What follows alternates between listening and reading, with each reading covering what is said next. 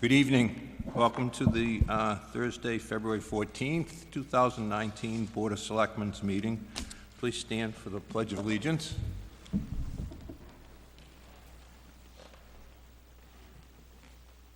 I pledge allegiance to the flag of the United States of America and to the republic for which it stands, one nation, under God, indivisible, with liberty and justice for all.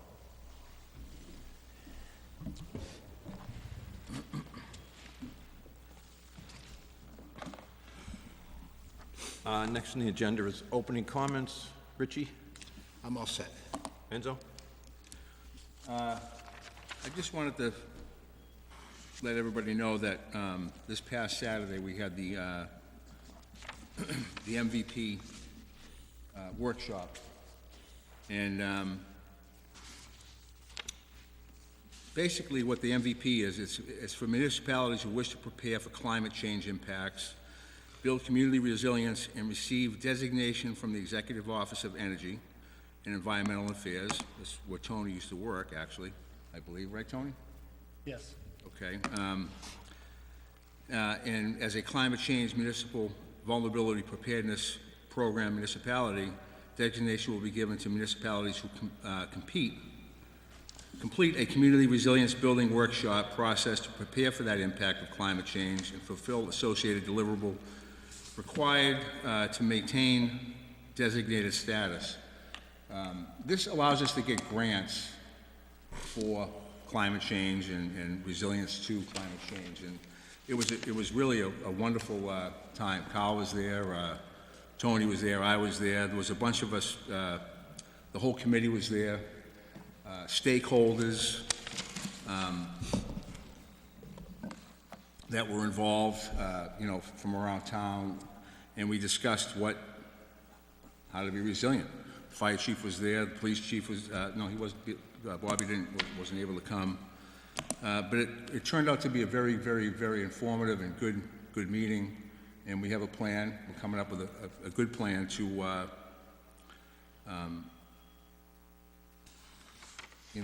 try to work with the climate change and so forth, and get grants to help us with it. So it was a good time, good day. And last year you received a $15,000 grant, right? Yeah, we got the grant to start the committee. That's right. Good. And if I may, a lot of people had followed up after Saturday asking what that was about. So there was the surveys that helped inform a lot of the conversations that happened at that meeting on Saturday. But the report will eventually be released, and there'll be a listening session, public meeting here in the town hall where folks can come and hear about the report and the process. So they haven't set a date for that yet, but I encourage folks to come up and for that meeting once it gets announced, to hear about what the report says and the vulnerabilities that are identified, and maybe it might have next steps, what grants we might go for first. Good. Richie had just asked and approved the February 7th minutes. They're not ready yet, correct? Are they in your book? No. No, we'll do that next time. Yeah, good point. Citizens Forum. Anybody wish? Well, they were here first. Go ahead.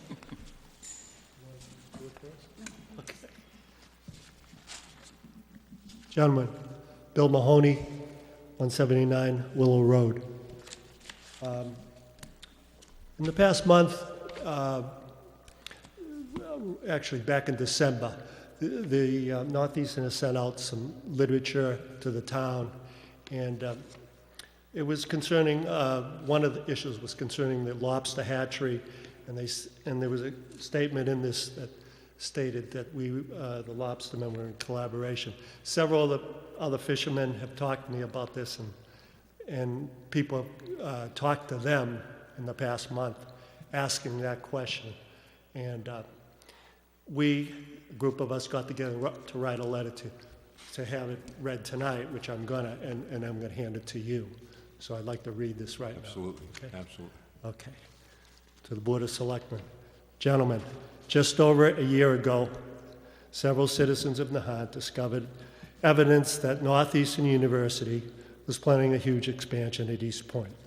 Initially, we learned that Northeastern's plans called for the construction of a new 90,000 square foot facility and a seawater intake system which would use 5 times the capacity that the present system for the facilities at East Point uses.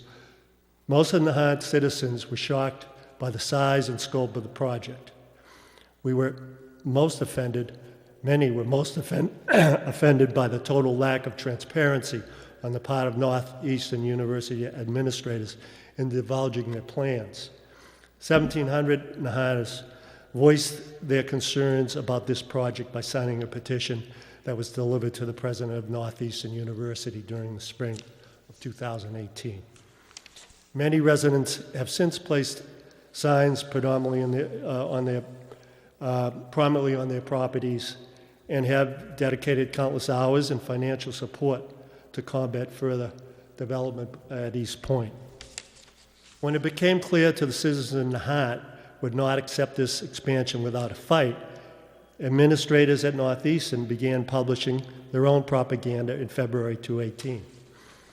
As you are probably aware, this misinformation campaign has been persistent.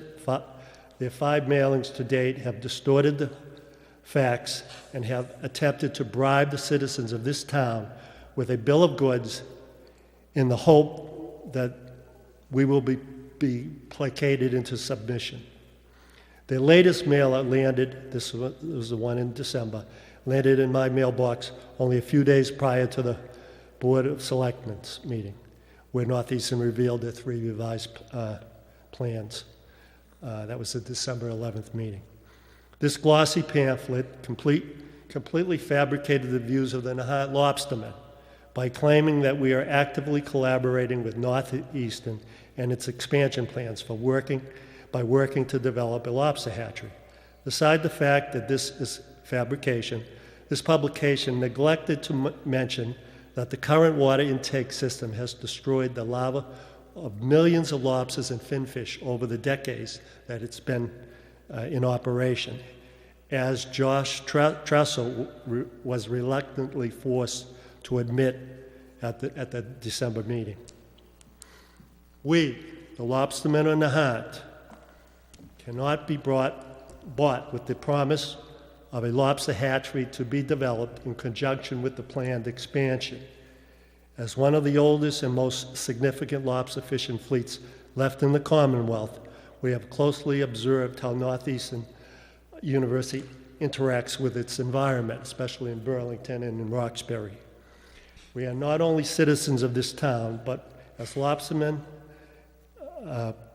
whose livelihoods are intimately tied to the waters off East Point, we wish to make it crystal clear that we in no way support any expansion at East Point. Furthermore, we believe that the proposed development is clearly prohibited by Nahant's existing zoning bylaws. A natural resource designation was established in 1991 with the purpose of protecting wildlife habitat and to maintain Nahant's limited open space for all its residents. The bylaw clearly states that this is protected land and cannot be developed for any other purpose. Additionally, Massachusetts case law has established a clear precedent which shows that the Dover Amendment does not supersede our natural resource zoning. We call on you, gentlemen, selectmen, as our elected town leadership to support the will of the majority of Nahant citizens by stopping Northeastern University's expansion. And it's signed by 17 of the guys who fish in Nahant. So thank you so much.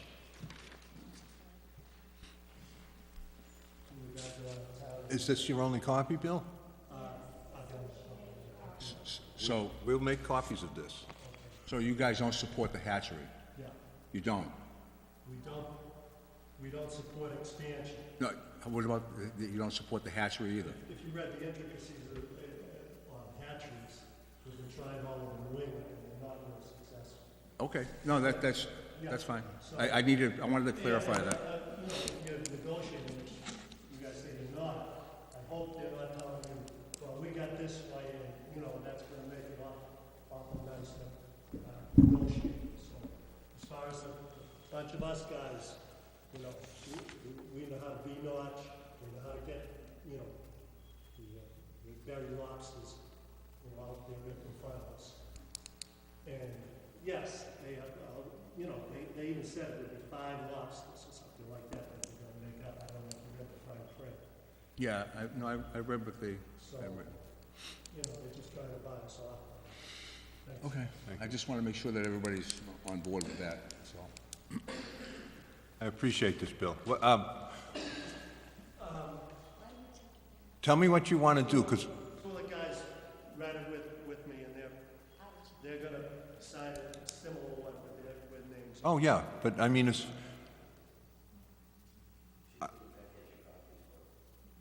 far as copies, we can make copies for this, and then you can come back and get the original?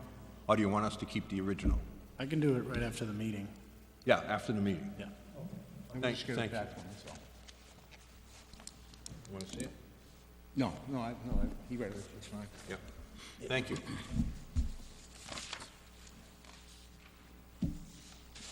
Good evening, I'm Sharon Hawks on Nahant Road, but I'm here today as the director of Nahant Public Library.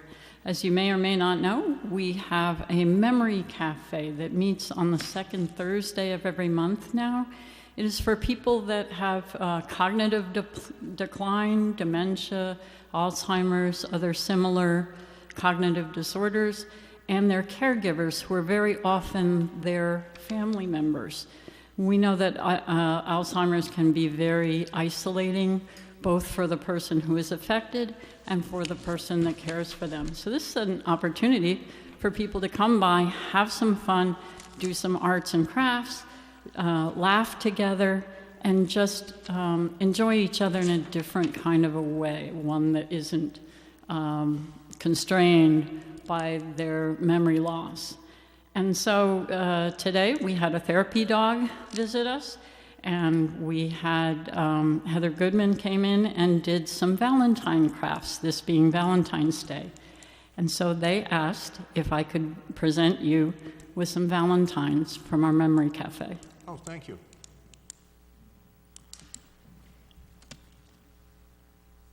So, happy Valentine's Day. Oh, Thank you. As chairman, do I get the biggest Valentine? I have the biggest Valentine? And it's called Memory Walk? Yeah, Thank you. the full name. Oh, yeah, go ahead, so everyone can hear it. And what time does it meet? Full name is Connections Memory Cafe. Meets the second Thursday of each month at 10 o'clock until noon. And slightly different things each time. This is grant funded by 2 grants, actually. One from the National Network of Libraries of Medicine, and one also a federal grant through the Mass Board of Library Commissioners. We work in partnership with the community church, Village Church, and the Council on Aging. It's awesome. Thank you. Thank you. Marilyn Mahoney, 179 Willow Road. I just wanted to take an opportunity to thank you. 2 of my dear friends, Martha Taylor and Peggy Silva, did a painting with the group that you're referring to, painting class, and they were raving about how wonderful it was to work with people that have memory loss and how successful the whole day was for them and all of the elderly that were there. And I believe the paintings came out beautiful from what I saw. Yes, last month. So I just wanted to back her up. Terrific, thank you. Sounds great, Sharon. Thank you. What I'd like to do is jump right down to number 5. I'd like to get right on to the 2020 budget review. If you have something, go ahead. Yeah, I just quickly, we received a letter about the sale of town property to Beth Kelly, and I got this letter from the neighbors. I don't know if you received that. No. Yeah. Here's the letter they sent me, and they dropped it at the house.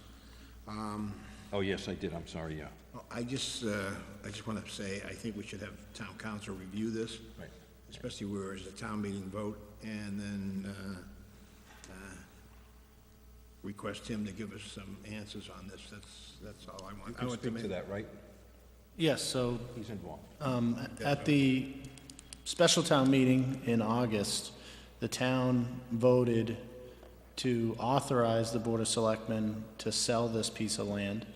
And the process in town is for that to be reviewed by the Town-Owned Land Study Committee, which I'm a member of, and a member of the Planning Board. There's a number of folks on the committee. And so we've been reviewing the potential sale, and our responsibility is to put forth a recommendation to the board as to whether to sell it or not, and if to sell it, at what cost and in what form.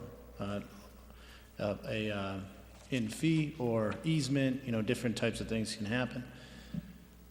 We haven't come up with a recommendation yet. A recommendation has not been voted on. We are reviewing a number of different options. Abutters have come to all those meetings to voice, including those abutters. And so we hope to have a recommendation to the board in the coming month. Well, the next meeting is going to be not next Wednesday, but the following, so I think that's the 21st. Yeah, I'm sure he can let you know. 21st at 5:30. No, I'll leave that with you. Thank you, Mr. Chairman. Okay, good.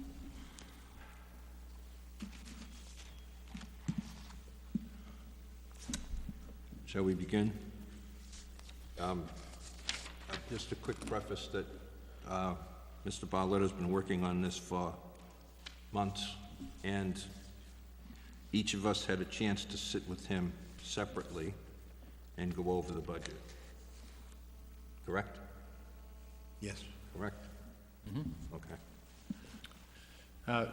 First of all, I want to apologize to, all those that have been trying to get some time with me or get my attention on other issues, because this has been taking up a lot of my time. And so I've had to focus a lot on it, but it's, obviously it's an important part of the job. I also have to thank Debbie Waters, our accountant, for all of her help in preparing this and assisting me with putting these numbers together. It's been it's taken a lot of time, and it's been a ton of work at this point. We still have a lot to go. But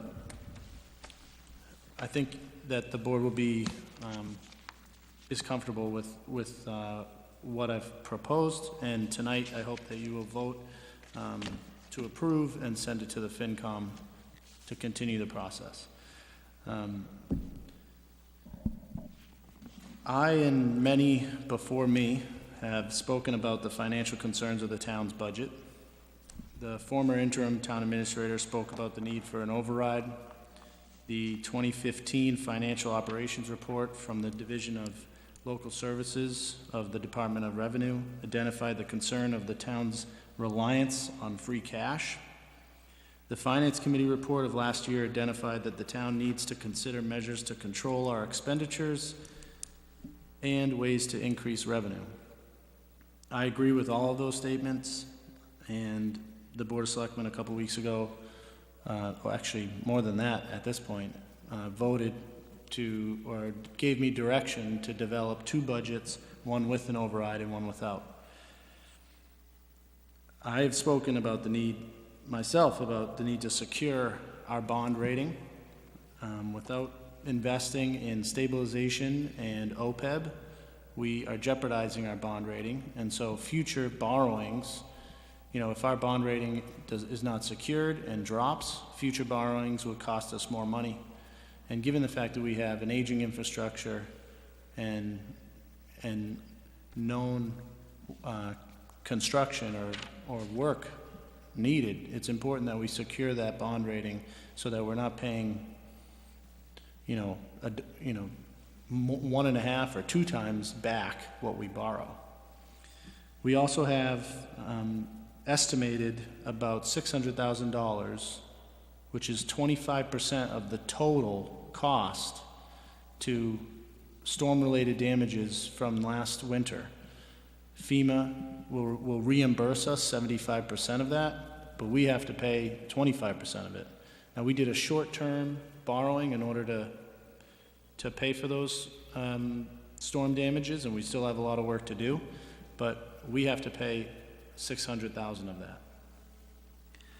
And again, and just to back up on stabilization and OPEB. OPEB is post-employment benefits. We're required to fund that account, and right now we have $1 in it.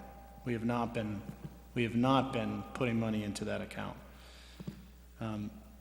And when I talk about the reliance on free cash, for those who are unaware of free cash, it's not a confirmed amount of money that you're going to receive each year. So financing the town based on an unconfirmed amount of money is not responsible. We should be using free cash to buy one-time purchases, capital needs, putting the money away in stabilization. But the way that, last year, this town, we balanced our budget with $1 million of free cash and overlay surplus. So we have an expense problem, but we also have a revenue problem. We don't have new forms of revenue coming into the town. It's either we rezone for new growth, commercial business comes into town, or we do a general override.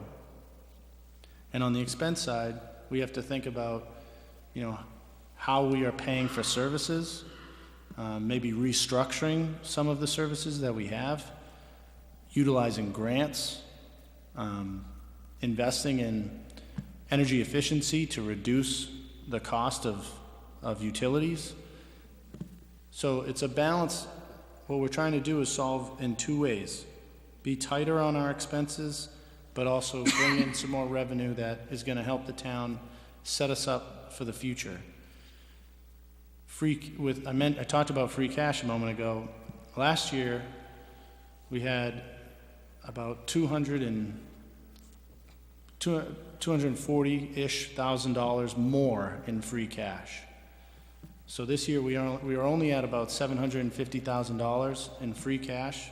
Overlay surplus helped the rest of that when I talked about $1 million earlier, but about $750,000 free cash. We estimate that amount is going to continue to decrease over the next 2 years. So we are heading towards a time that an override is needed. I believe now is the time to do so and not kick the can down the road and wait any longer.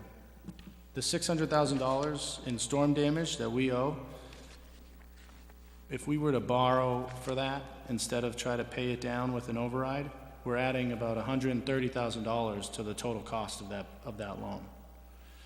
So for a host of reasons, I've put together two budgets that I think can try to attack this issue from both angles. In both budgets, I've essentially level funded everything in the budget, except for some restructuring, some putting money towards stabilization in an override budget. But essentially, I've level funded our budget to help with the expenditure side.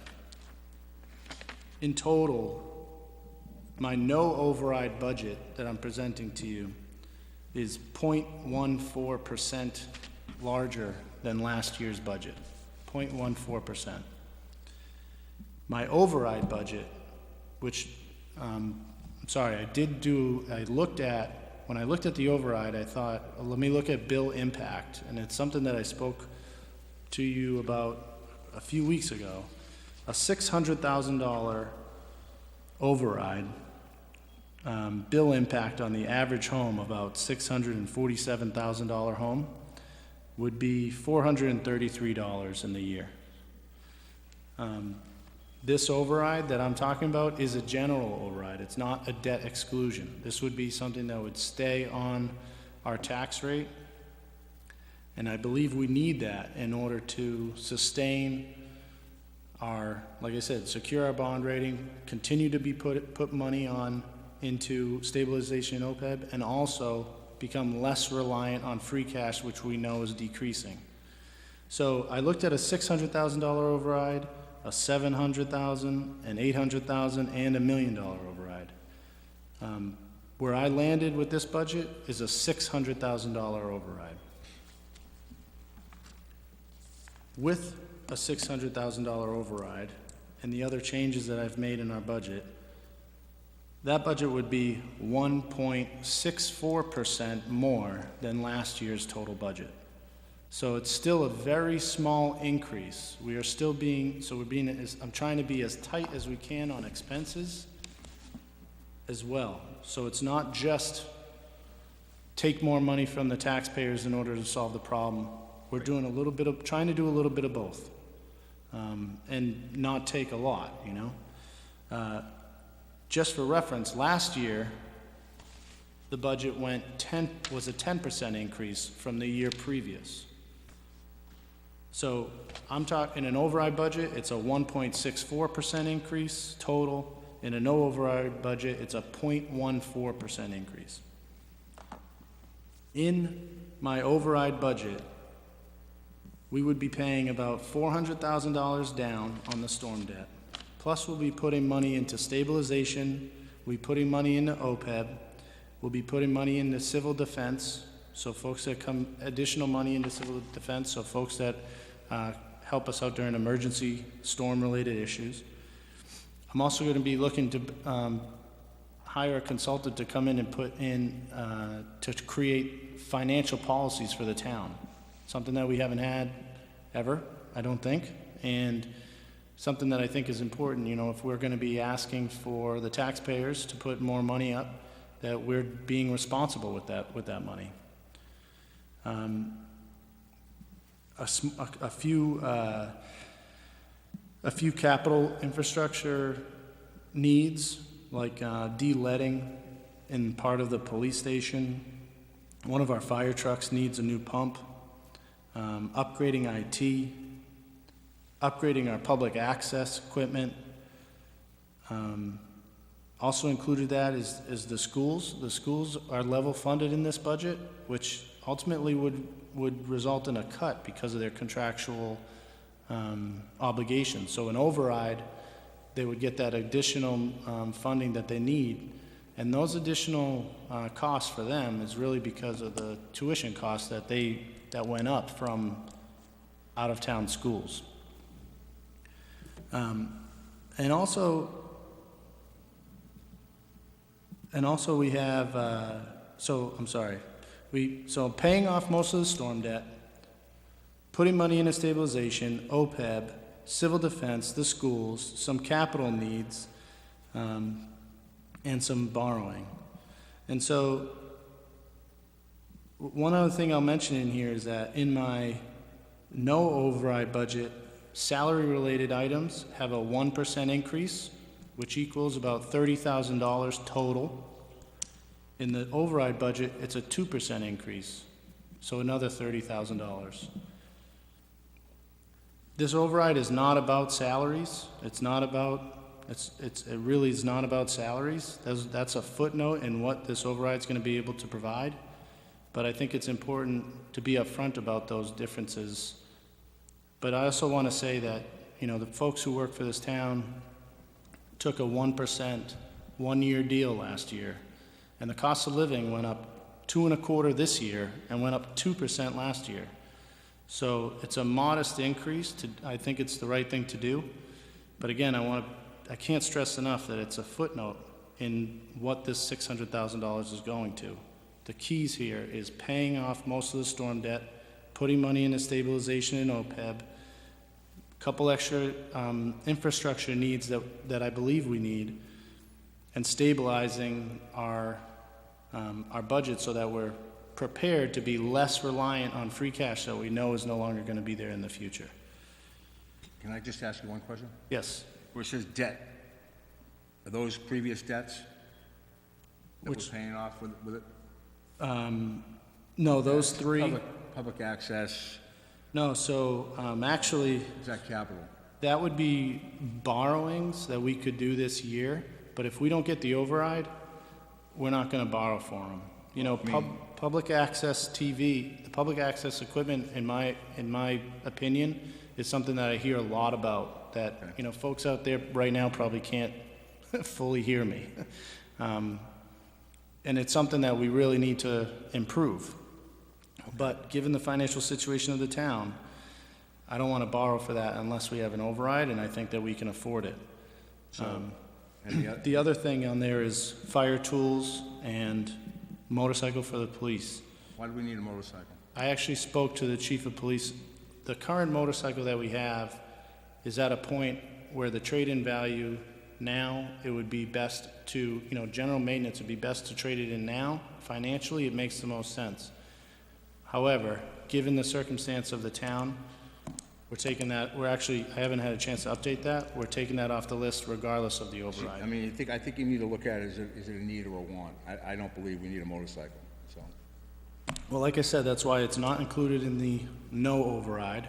I had it in the override, but even still, speaking to the chief, we're gonna take it off the table this year regardless. Okay. It is, you know,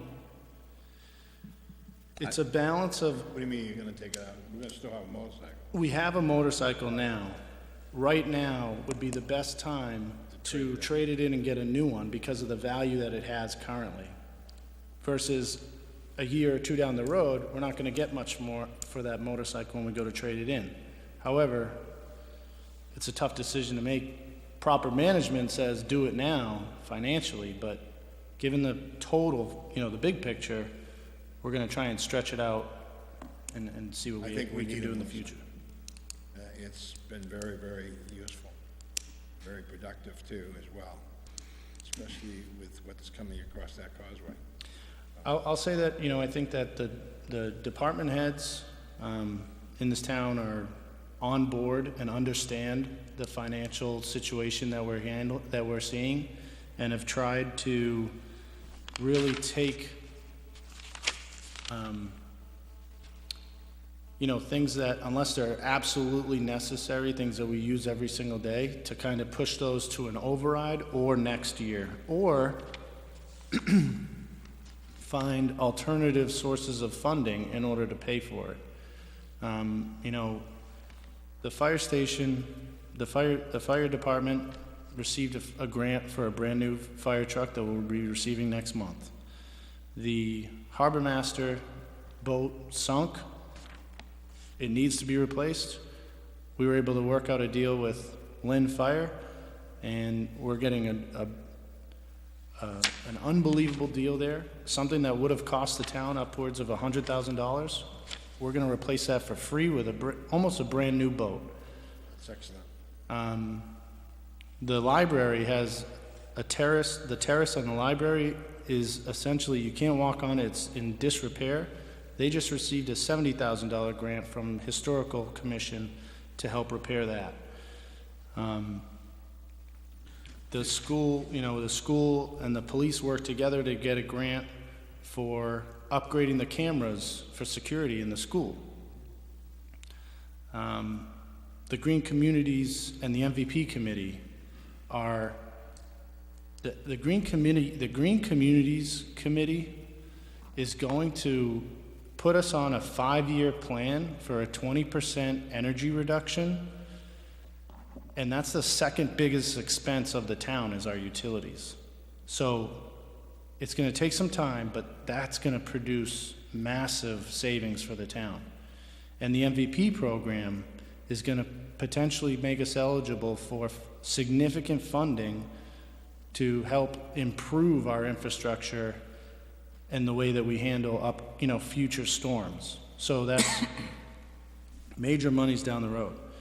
We're looking at a community compact grant for a regional approach regarding a human resources department. Now, I know regionalization is a scary conversation, but We don't have a human resources department in this town, and that's something that we just really need in today's day. So by getting a grant from the governor's office potentially, and utilizing a human resources department in a neighboring town that's already established, and adding us as a branch of that, and getting some of those services, expert trained services at a discounted cost to the town, I mean, could save us a ton of money. So the point I'm making, and that stuff has happened since I've been here in the last 6 months. So we're changing our perspective as to how to accomplish the wants or the needs, outside of just coming for reserve fund transfers or trying to dip into the general fund. We're looking at outside funding sources. And this budget is a level funded budget. I don't know, the last time that the proposed Board of Selectmen budget was less than 2%. So it's a very slim budget. We are definitely taking the expenses side of this issue seriously, but we're also asking for an override to help with our revenue issue. It's never easy to ask for more money from the taxpayers of the town. However, it's been a long time and of very low tax rate in this town. And so a $600,000, I feel the lowest possible ask that we can go that is going to set us up properly for the future. Another question. Is there any consideration for the Coast Guard housing in here? Are we going to pay any of the debt down, the principal down? I know we're paying interest. I don't see it anywhere in the budget. With that override, are we going to pay any of that principal down? We owe $1.8 million on it. We still don't have a date, what we're going to put on the warrant, and I would like to set that tonight, that we absolutely pin them down to have it on this year's warrant to see what we're going to do with them. And I want to know, we owe $1.8 million on it. We're paying probably $30 some odd thousand a year in interest alone. And we've been doing that for a while now, and we're balancing the budget with it. I want to know, are we going to pay any of the principal down? Even if it's $100. I mean, I'd like to know that. I don't see it anywhere in the budget. This current budget does not put any money towards principal of that loan. I will say that we have, as of the end of FY18, we had $7,023,270 in outstanding debt. And I know we did a $4 million borrowing plus the short-term loan for the FEMA in the last fiscal year. So that has gone up. Similar, think about it like when you're paying your own loans, you're going to try to pay down the ones with the highest interest rates first. We have a great deal currently with the military housing loan, that it's a very low interest rate, and we hope that the committee presents a solution that will, be financially, but also, stick with the character of the town. Something that's going to go to town floor. That's going to be a question of the town of what they want to do with that. But there is a chance that it turns into that gets paid down in the coming years. So given the fact that the interest rate is lower than others, it's not included in this budget, but especially that might get sold. I don't know what's going to happen there. So it wasn't a priority paying that down in this year's budget, given the fact it's a pretty good interest rate and we don't have to pay any of the principal down for the next 5 years, and it sounds like we're going to maybe have some progress on it in the coming months. Okay, that's all I have. They had mentioned, they came up last meeting, and Peter Barber for the Coast Guard housing, and had mentioned they wanted something done in late February or March, and you and I talked about, if we have to open the warrant to get something on there, we'll do it. It has to be put on there. Understood, but, we can't keep kicking this Coast Guard housing can down the street. You just can't. And you know, one thing I haven't mentioned yet is looking at our existing services and things that we have and restructuring of those, and how can we continue to provide services at maybe a lower cost to the town. One thing that's in this budget that I've added, regardless of override, is a restructuring of the chief of fire's position at the fire department. Now, in the past, the town has gone through many different structures. We've had dual chief, you know, a superintendent and a chief. We've had a working chief. We've had part-time, I believe, and we've had full-time most recently. The budget that I have put together reduces that salary rate to essentially turn it into either a part-time, a working, a dual role. There's different ways we can go, but that is a change from previous years. And back on that, Coast Guard housing, not to correct you, but it's 1.86 million that we owe, and it's 30,000, you're right on. It's $30,000 a year in interest. So I was off by 140,000, sorry. Just, you know, I have to sleep with that, you know? One thing the town needs to do is to be on top of this so that you can come up and voice your opinion at town meeting, because it's up to the town meeting, and you're absolutely right on that. Well, it's been 3 years, with $7 million borrowing. We borrow way too much money. It's been a lot of years. Right. So it's gotta get done. I would make a motion that we absolutely put them. I think we wait and see what they propose, knowing that we can open up the warrant and put something in. I don't want them coming and having a disaster on the town hall floor because they're not ready. Okay, no, I understand. But we'll keep that, Okay. we can have a special meeting and just throw it in as Article 31 or something, but Okay. if they are ready. Okay. Go ahead, I'm sorry. Well, I just think Enzo's right. We should give them a date sequence leading up to town meeting. I mean, they want to have a public hearing. I mean, they should have that within February and March.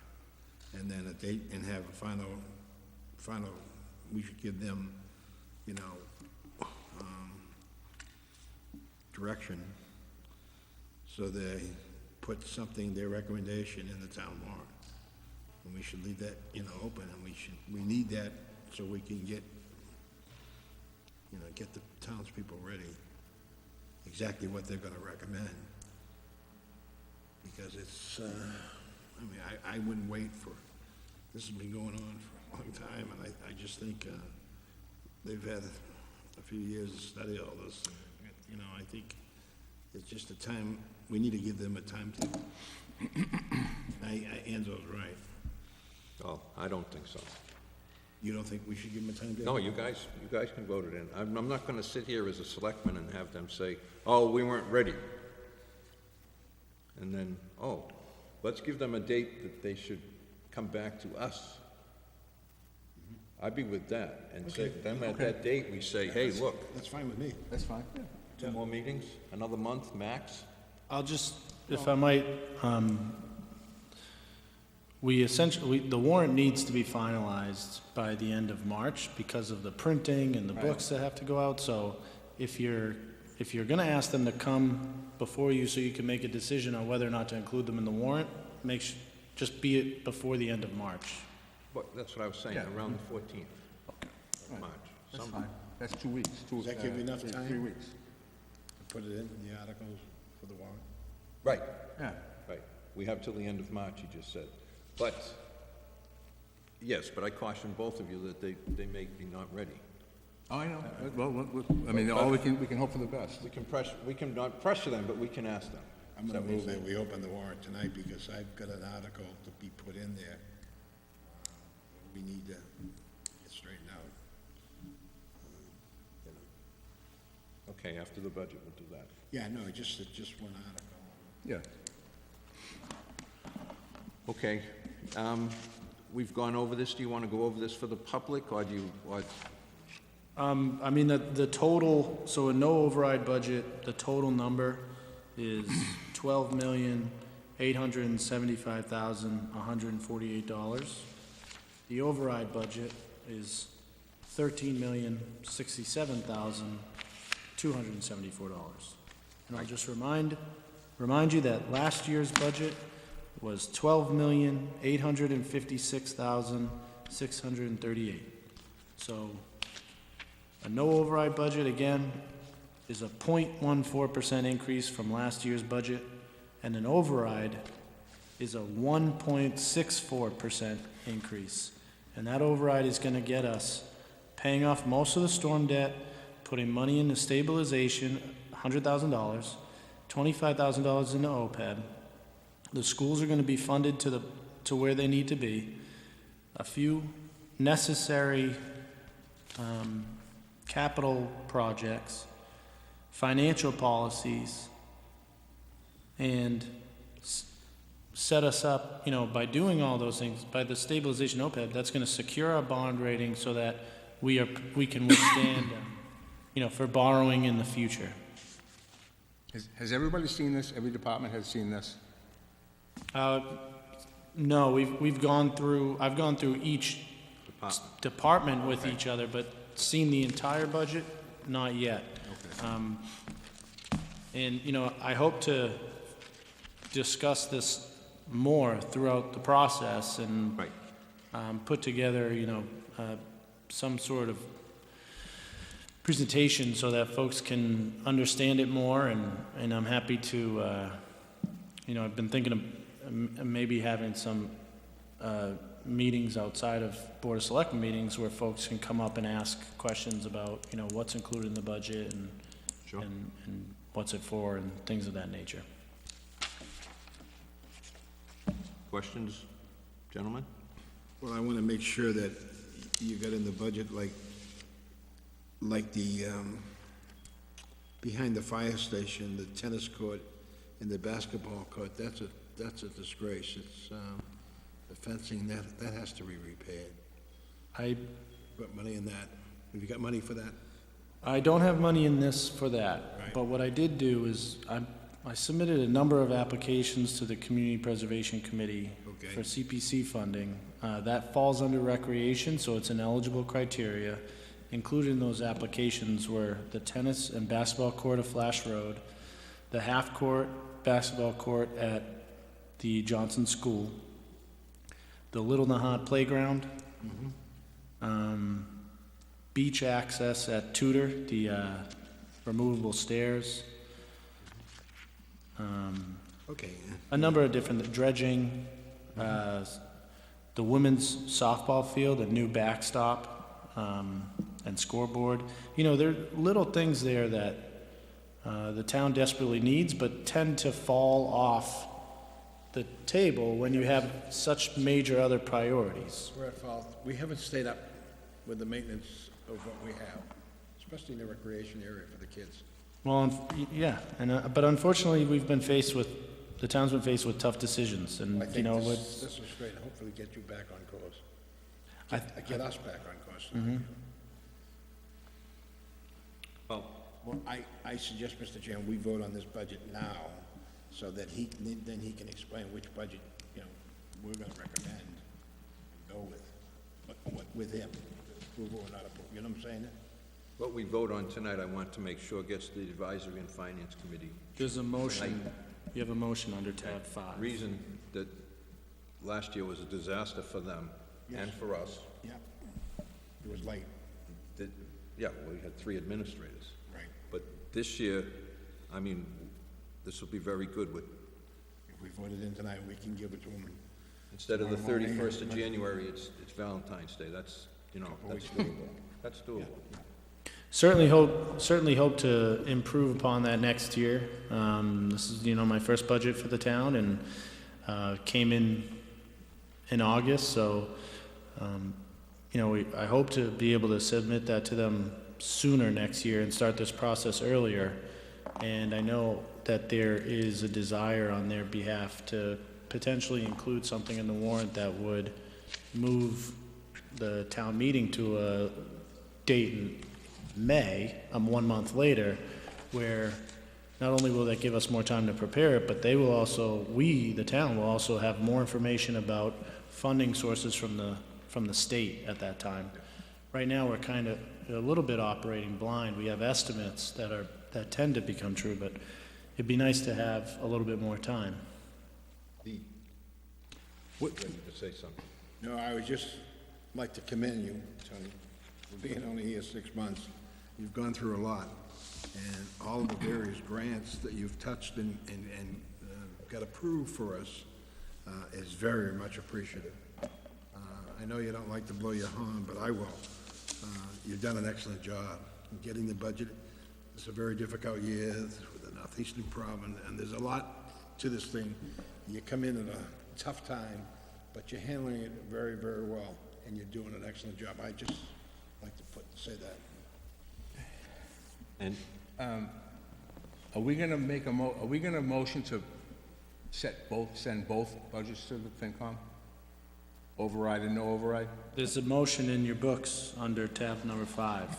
Okay. Because But it would be submitting both of these budgets to A&F. let them decipher it. Let them, Well, The idea here would be that at town meeting, there'd be 2 budgets presented.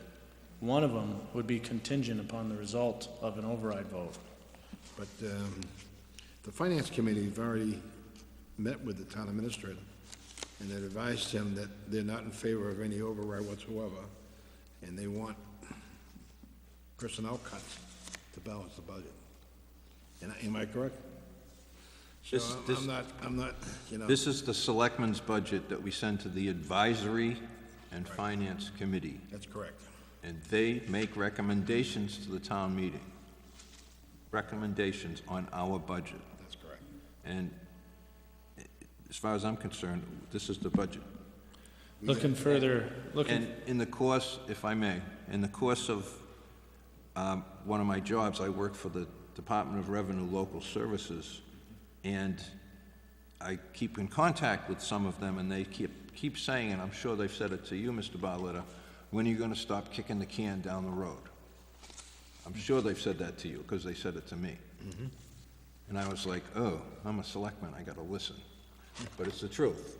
You've done an outstanding job here, and I'm very proud of you that we finally put the brakes on, and we need some help from the town to get this through. So I say we push this exactly as it is to the Advisory and Finance Committee. I'll accept the motion. both budgets. Both budgets, this is how it is. Okay, if both budgets are going, because I'd still like to go over it, that's fine. I'll make a motion. I move the Board of Selectmen vote to endorse the town administrator and the selectmen budget for fiscal year 2020, and to forward it to the Finance and Advisory Committee for their ongoing review in the fiscal year 2020 budget development and process. I so move that, Mr. Chairman. I'll second it for discussion. Discussion. As long as both budgets are going, I'm okay with it. It's as written. Of course it's going. That's how I look at it. Okay, further discussion? Wait a minute, I want to make sure I understand this.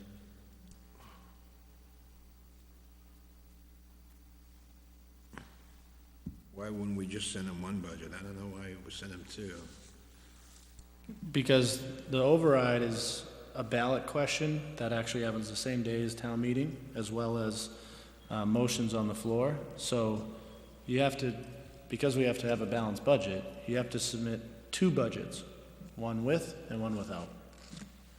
In their Finance Committee book that gets mailed to the taxpayer, I want to make sure that both budgets are in there, so that people read this, not just their recommendation on their budget. They should put the selectmen's budget in that Finance Committee book too.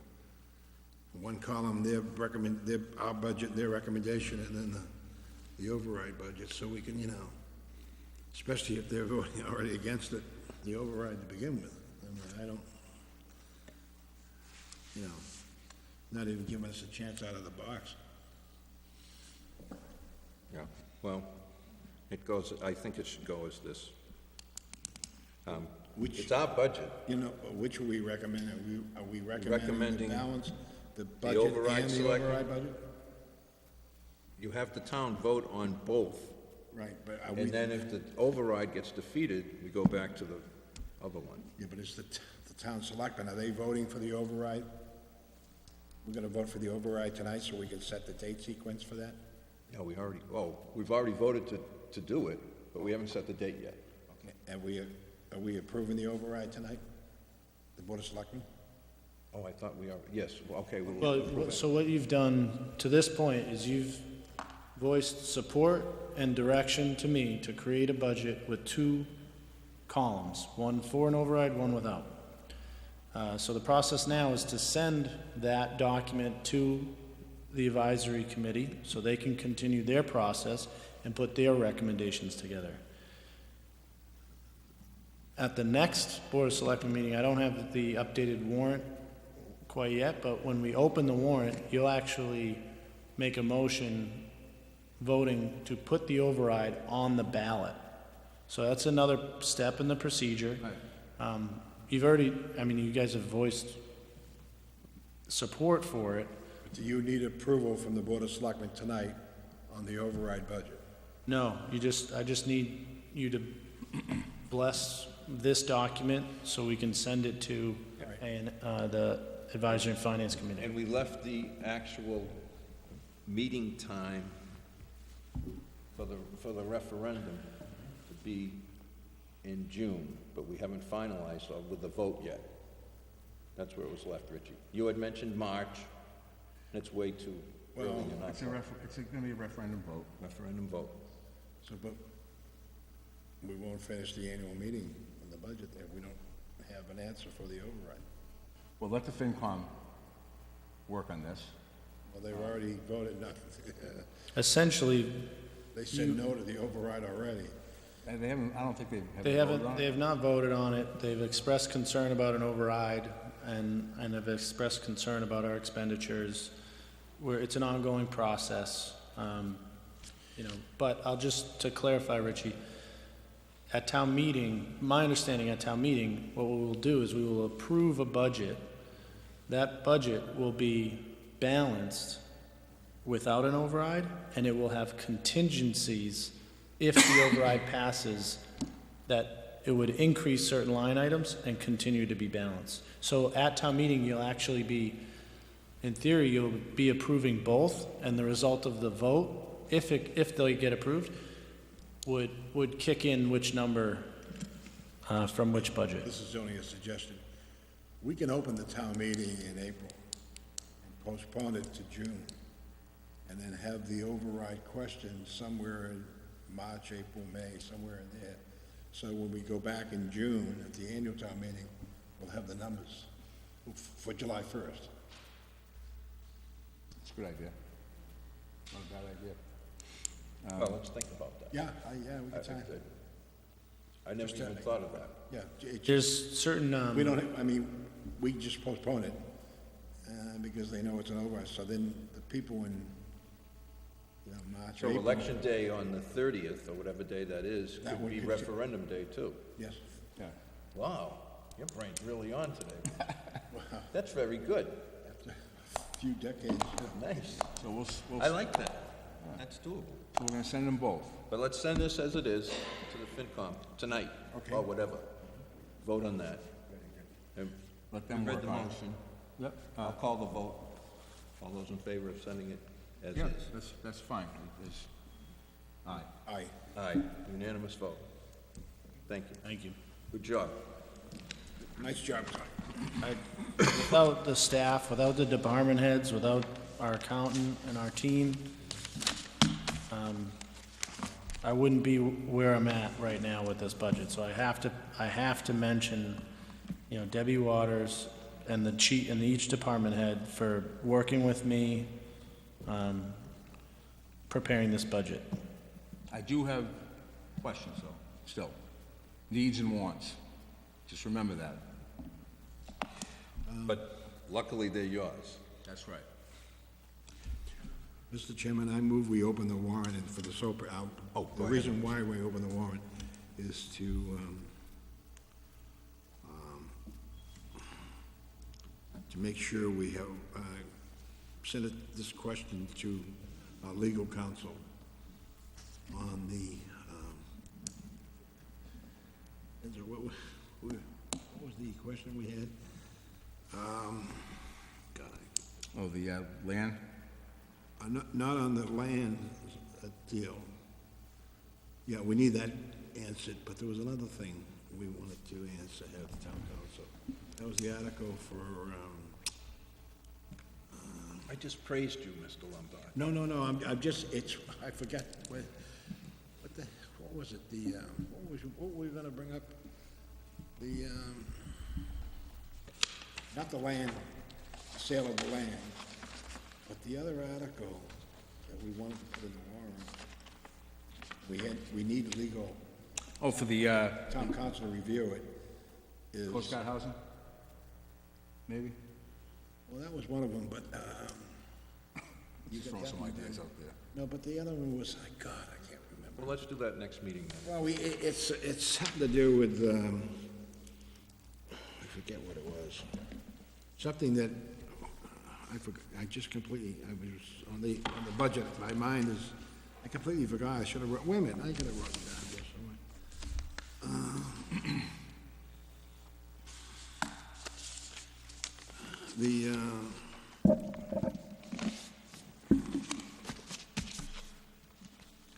I wrote it down somewhere in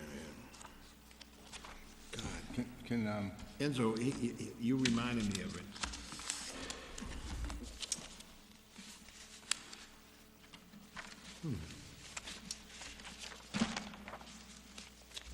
Okay, I'll think of it, we'll Okay. put it on next week.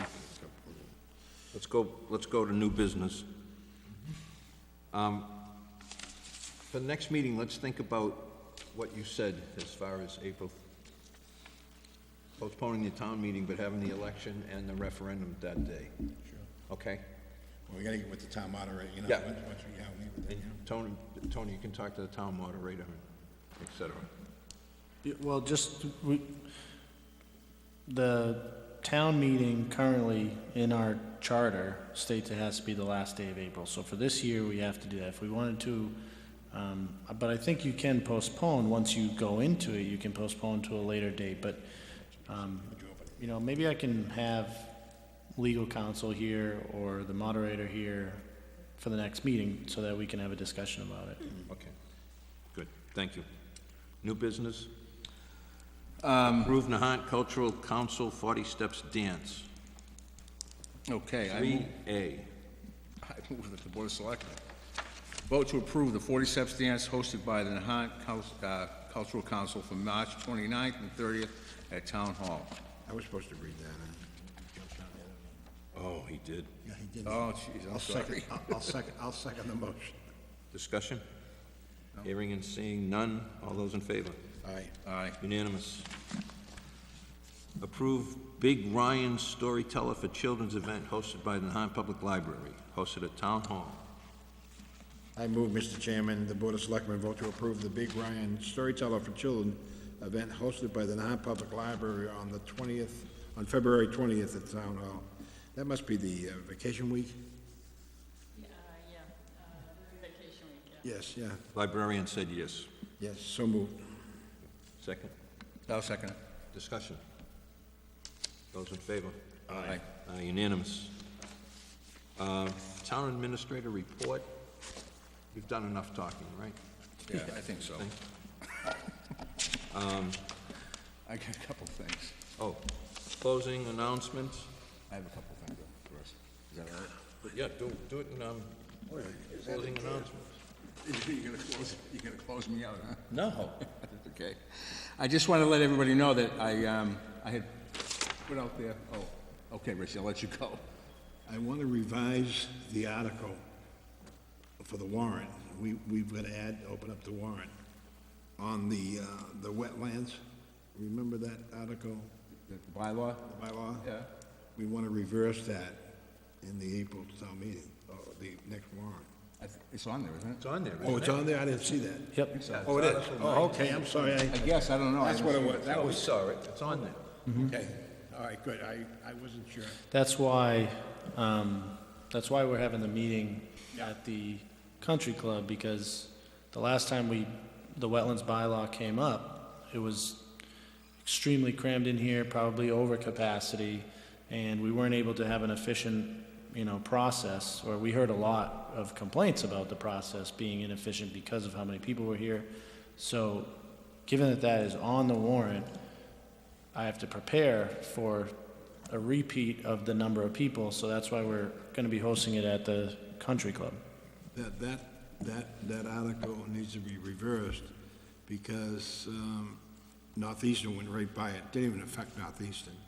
And we've got enough zoning in the state and the town level to prevent them from expanding, so we really don't need this. This article affects about 200 people living, especially we move that floodplain, so it would affect them tremendously if something, we need to reverse that, take that out, because if we have a storm and they've got to go get a new seawall or something, it's quite the process.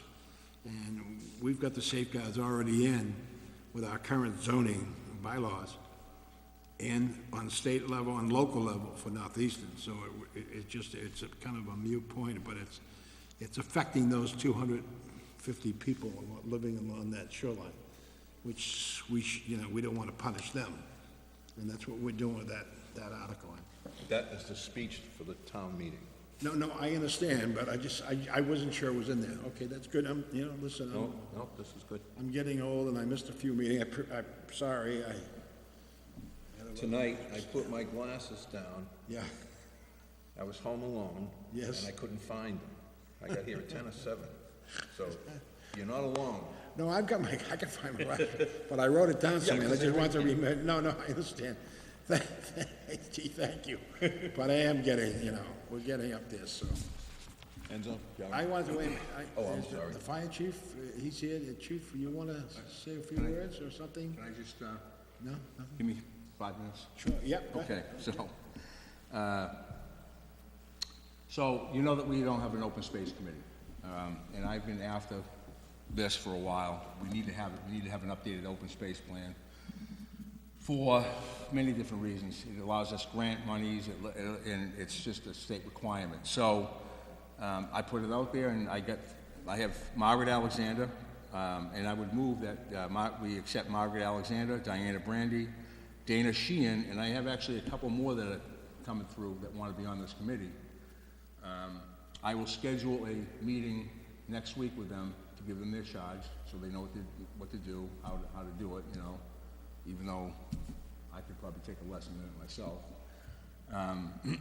But I think Diana Brandy can remedy that, because she was on the previous committee. But it's a start. So we have 3 people that actually have committed to it. I have a couple more that want to be on it. How many people do you need? I mean, to be I think 5. 5 5 or 6, doesn't matter. I mean, it's a good thing. I mean, I have the old open space plan that Linda Pivacek and them did. It's comprehensive, but it allows us to, identify open space, what kind of plants they have. It really entails an awful lot. Well, T and I, can we submit a candidate or something, Sure, yeah, absolutely. I'll find out. If you have anybody, yeah, absolutely. For the open space meeting. It'd be nice if you let us. Absolutely. I mean, this is just something I've been doing, and so I would recommend that we get them. Would this, And if you can find a couple people, absolutely. No. We need people, desperately. It's hard to find volunteers. Oh, absolutely. It's a lot of work, and I understand that, and the last committee that did it did an outstanding job. And we just need to get that rolling again. just to, I hate to be the process legal person, but if this is, I believe the old committee was moderator appointed, so I just want to read that. And if this is a new committee, though, it may not matter, but I would just want to, It's open space and recreation. We can give Dave, I think it is Dave. So give him those names and let him send Yeah. out a letter. Yeah. I'm sure he'll go along with it. We need it, okay? The other thing I wanted to, so we'll get that rolling. The other thing I want to get going is the, Should we vote on that?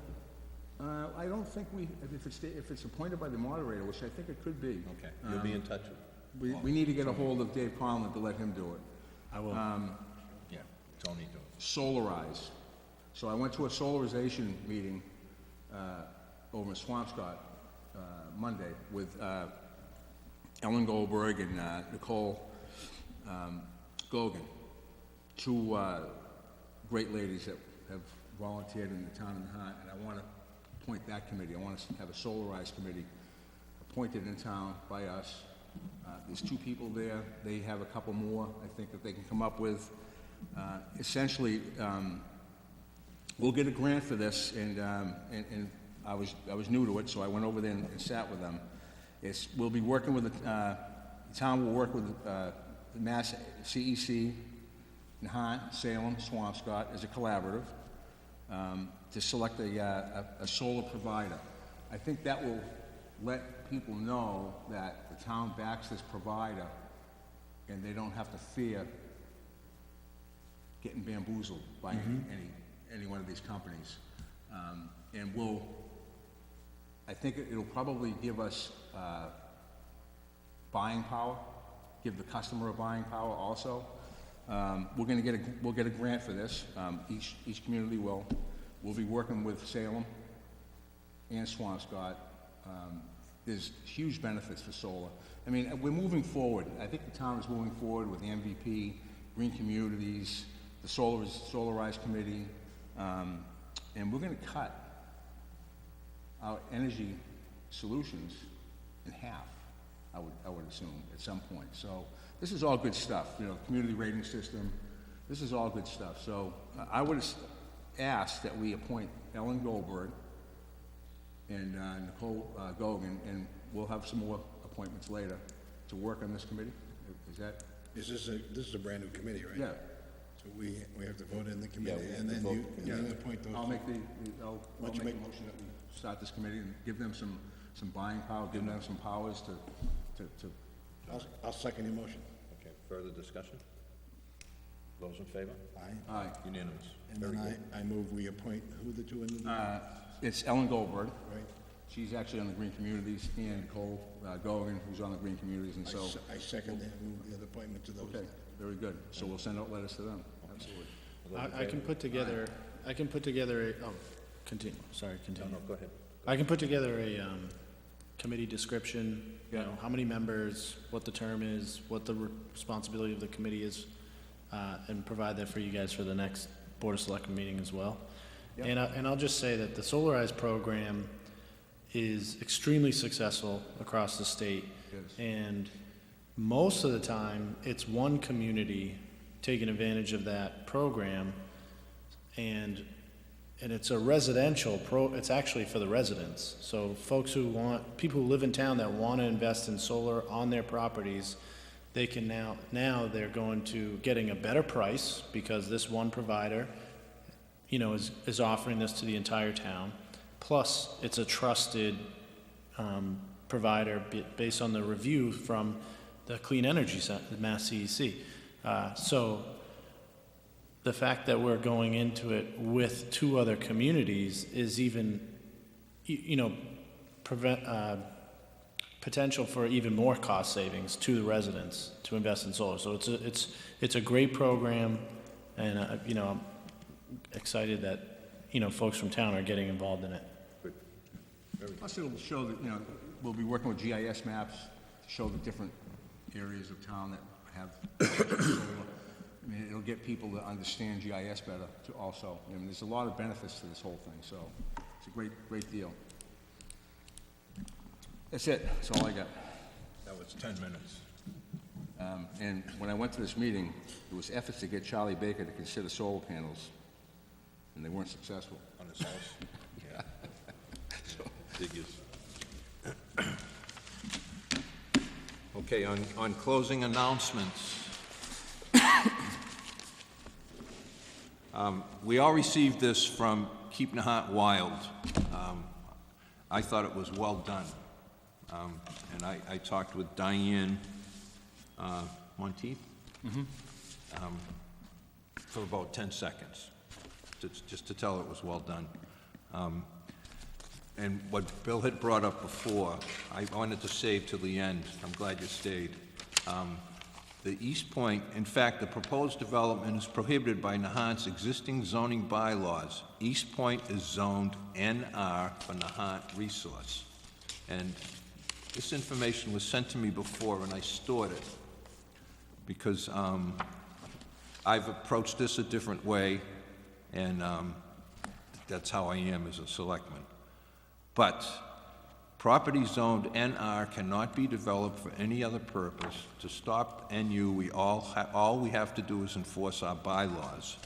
So I think that this natural resource bylaw and all other bylaws that the Board of Selectmen should be sending to the Conservation Commission, the ZBA, the Planning Board, and the Building Inspector, because it's their purview.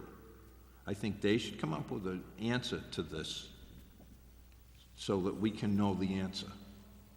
I think we deserve to know the answer to this.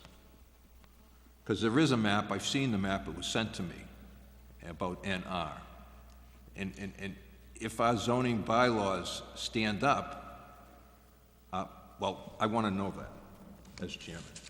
So, I think that this should be looked at by the people who are responsible for the zoning. Sure. I want to, there's certainly some confusion around town about how this bylaw, it seems like there's some confusion, given that there's like almost pressure being put on the board to enforce the bylaw. But Just to be clear, the bylaw is only going to be enforced when there's something to enforce it upon. There is no building permit in front of the building inspector. There's no application submitted to the town at this point. So without an application, it's really hard for the building inspector, the Concom, the ZBA, the planning board, the folks that would have a role in that process to really articulate whether or not parts of that project or that application does or doesn't affect that bylaw. So they can explain what the bylaw is, but until an application is in front of them, they really can't say, whether it does or does not have, whether the bylaw has any effect on that said application. And, I would just say that that process it's a legal process. It's unbiased. They're responsible to uphold, the letter of the law that's written in our town bylaws and our zoning laws. And, once that application goes to them, they will, if they have, legal ground to deny an application, or if they don't, then they don't. So, I just want to make it clear so folks understand that the Board of Selectmen, myself, we don't have a role in that process. And at the moment, neither does the inspector or those committees, because there is no application in front of them at this time. Have you heard, are they sending an application forward yet? No, actually, the Northeastern has expressed that they hope to submit an application in the near future. They have not told me or us what's going to be included in that. Right. And they've also said that they hope to send a draft document of community contributions that would be included if they were to submit some type of application in the future. I haven't received anything.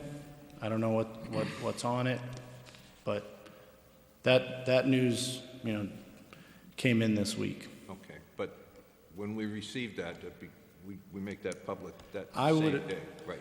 Absolutely. I think that, the board has been very clear about not negotiating or when we negotiate or things of that nature and being transparent. if something comes across my desk that is even in any type, in any form of a negotiation document, I'll bring that right to the board, and I would recommend that it is made public so that, the community knows what's in front of us. Okay, good. And if I hear of, I've asked the building inspector to let me know if he receives any application, same thing. Would put that out right away. But couldn't these boards get ready? Shouldn't they know all of this information? I mean, just get ready in case they file, so you'll be all set. Have a few meetings to discuss it, and, I was sent information that the townspeople got like that, so, It's, it's all dependent, there's so many okay. different, until you actually have the project in front of you, it's hard to make a determination. Obviously you can talk about what the bylaw states and things of that nature, but, it's hard to put any comment out there until you actually have a proposal in front of you. Okay. But it's still something I'll pursue. I think we should pursue. We've already had it. Go ahead.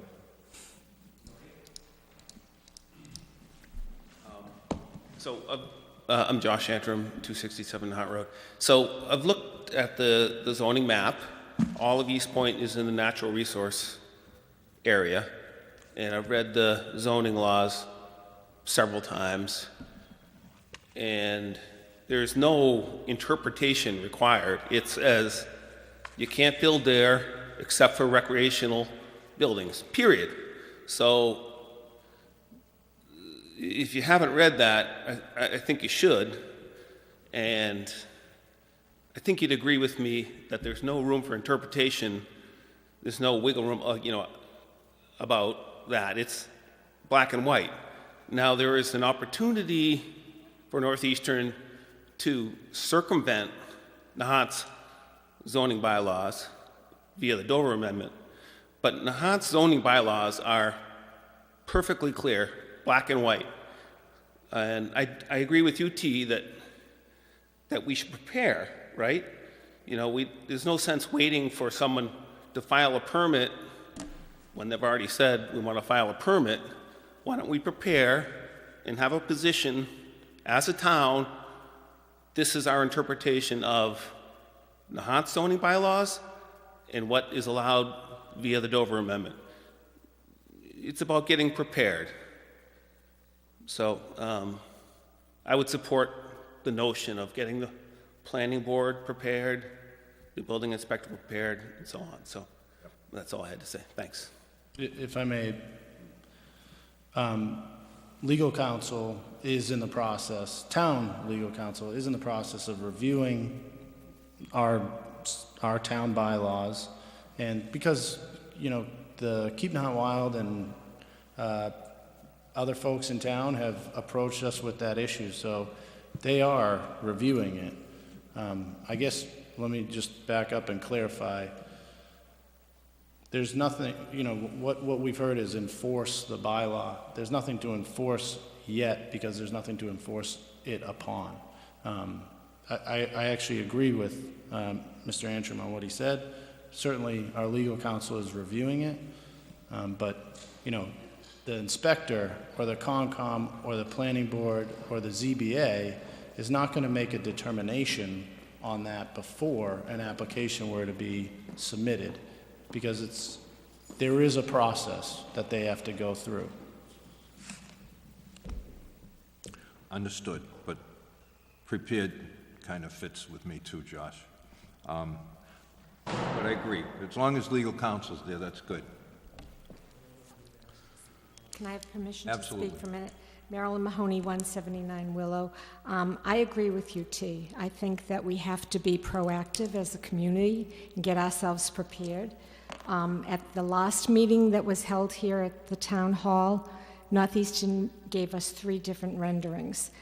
Definitely, they're going to probably land on one of those, and so we're not totally in the dark here. We know it's coming, and we know one of those is going to be probably the plan that they're hoping to accomplish in our community. So I commend you for that recommendation. I think we should be proactive as a community and get ready, because I think if they succeed in getting this, some kind of a plan for implemented in our community, it's going to permanently alter our community for generations to come. So I'm all for being proactive, intelligent, getting our act together and getting ready, because they are coming. I just want to reiterate Thank that I agree. We do have legal counsel preparing for it. All I'm saying is that the inspector and those committees cannot make a determination before going through a process. That's all I'm saying. But we are, and I agree, given the natural resource zoning and the comments that you're hearing from the residents, absolutely, our legal counsel is already reviewing our bylaws and preparing for that. We have, I mean, the planning board has a couple lawyers on it. I think that one's a land use lawyer, I believe. I think that we have, the Concom, we have a wetland scientist on it, plus a lawyer. And the building inspector knows his job. I think they're gonna prepare for it. They should be. I think Wayne knows the law pretty well, and I think he'd be working with town council, our lead counsel, with this, and we'll do everything legally possible. I mean, that's just the way it has to be. I don't see that as being a problem.